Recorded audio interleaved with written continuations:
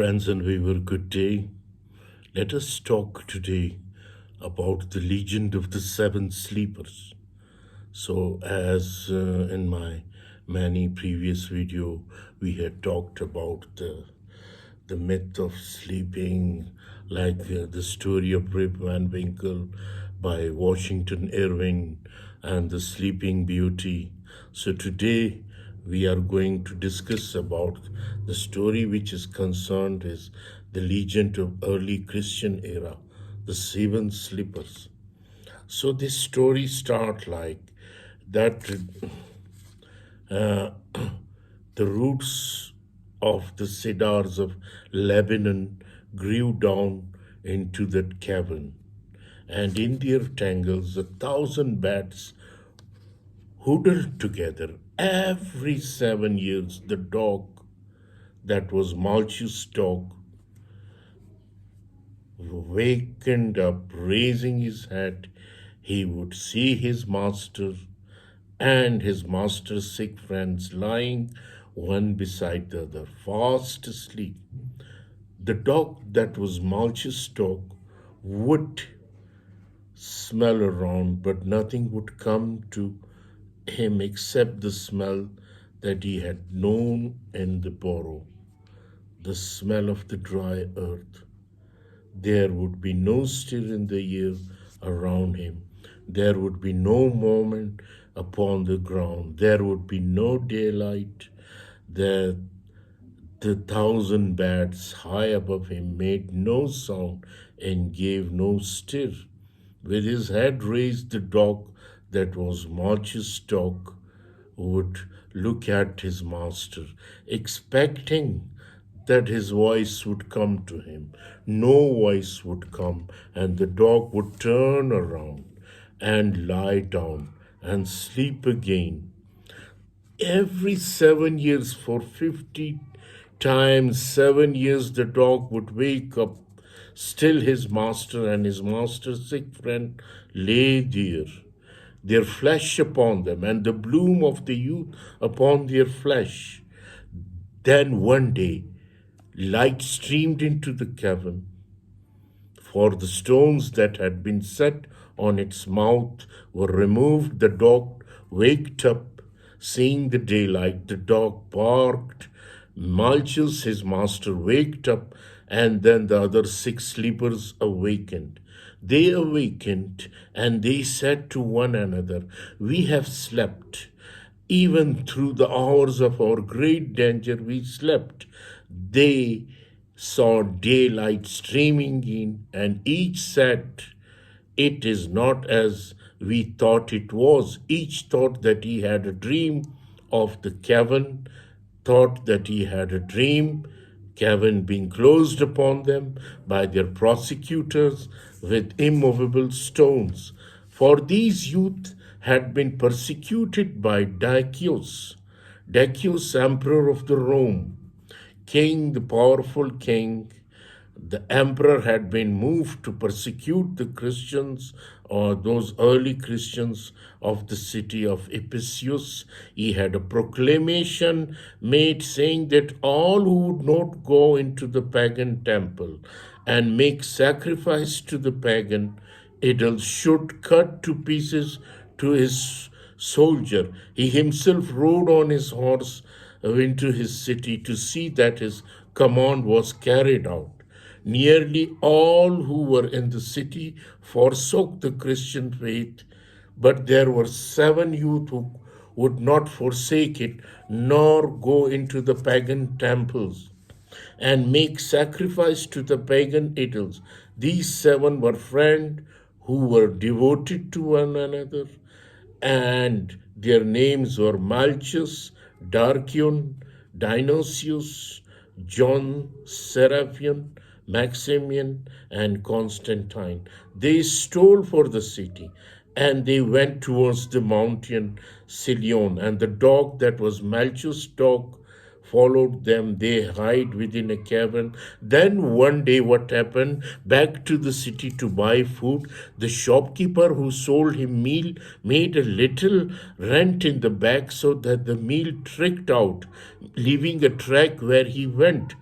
And the emperor, mounted on his horse, followed this track and came to the cabin where the seven had hidden themselves. He sighed to his fellow followers, and they drew heavy stone, and they closed up the entrance of the cavern. In a while, the emperor said, "None will be left alive in Ephesus or around it who have the Christian faith." And the emperor rejoiced, and he said this. The seven in the cavern sat together, and they saw the daylight being shut out, and they knew for the scornful shouts of those outside that had been shut in, so they could never leave the uh, one another. Uh, the cavern. They sat there talking to one another. Then they slept. The dog that was Malchus' dog crept close to them, and he too slept. But every 7 years he wakened. After 100 years, and another 100, and a third 100 year had passed, a man came to the side of that mountain, and seeking weighty stones for the building of the roadway, he took away the stones that were at the mouth of the cavern. It was then that the daylight streamed in on when they saw it. Was then that the dog uh, that was Malchus' dog barked. It was then that they wakened up Malchus, Marcian, Dionysius, John, Seraphian, Maximian, and Constantine. It was then that each said, "If it is not as I thought, the mouth of the cavern is not closed upon." They were hungry. Malchus told his friend that he would steal into the city and buy bread and bring it back to them. They let him go, and he went out of the cabin down to the side of the mountain. And along the road they went to the city of Ephesus. When he came before the gate of the city, he nearly fell backward in astonishment, for behold, over the gate of the city was the cross of the Christian faith. He thought that this could be nothing but a trick to bring back to the city the Christian who had fled from it. And in greater fear than ever, he went through the gate and into the city. He had lived in the white street in that city, but now he went down by ways and lane ways so that he might not be met by those who knew him. He came to the baker's shop that was away from the main street part of the town and went within. He saluted the baker, and the baker returned his salutation in the name of Christ. Malchus was fearful, thinking that words were said to trap him, but he pretended not to have heard what the baker said. He took the loaves from him and handed him a silver coin in payment.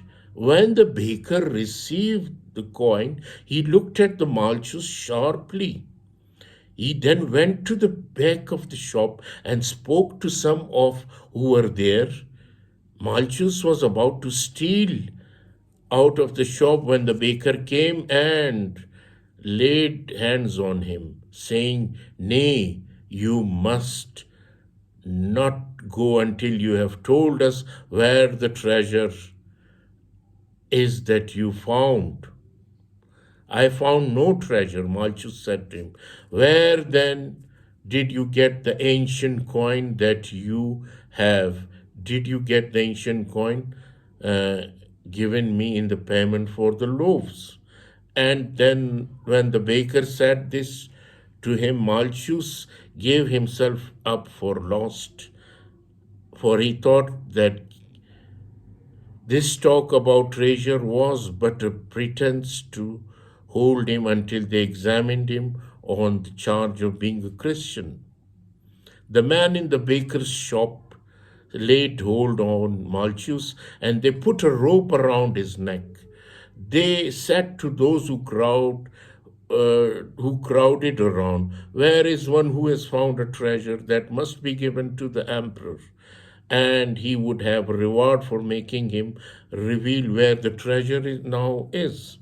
And Malchus in the marketplace looked all around him. He saw no one there whom he knew, and he could see no one in the crowd knew him. He said to those who were around, "Tell me, I implore you, what city is this that I have came into?"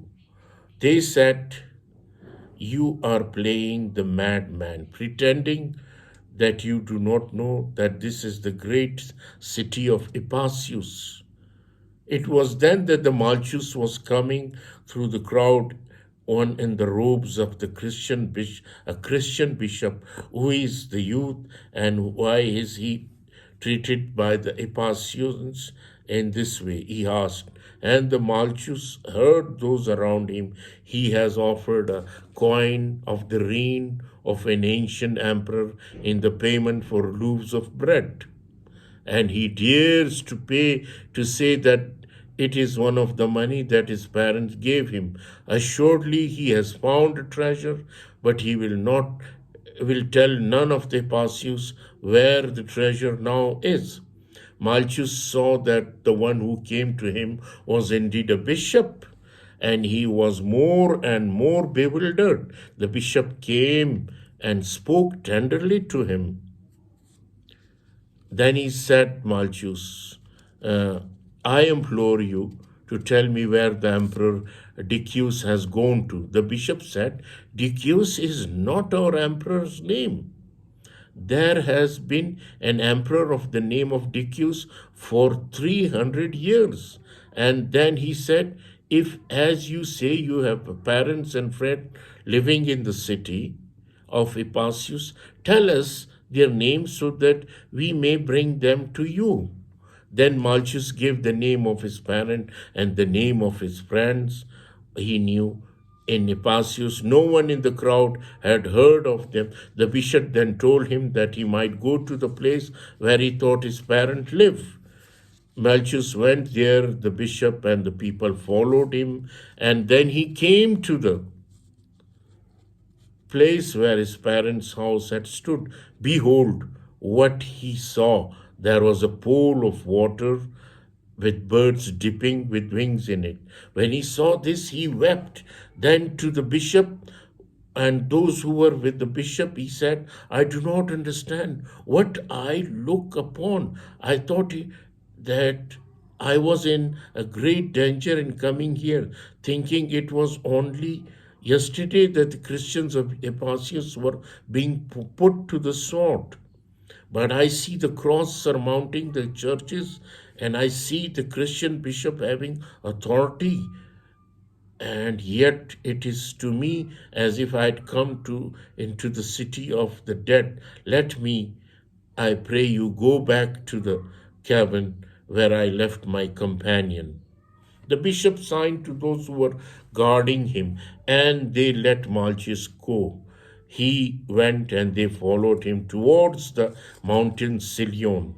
He entered the cabin. He saw his six friends, Marcion, Dionysius, John, Serapion, Maximin, Constantine, and they welcomed him joyfully. He gave them the bread he had brought, and they ate and were elated. When they had asked of him what sign he saw of the persecution of Christian in Ephesus, he wept, and he told them that all they had known in the past had passed away, and the good with this evil, and there was no persecution of Christian there, and that the cross was reared in triumph over the churches and over the gate of the city, and their parents and all whom they knew were dead and long passed away.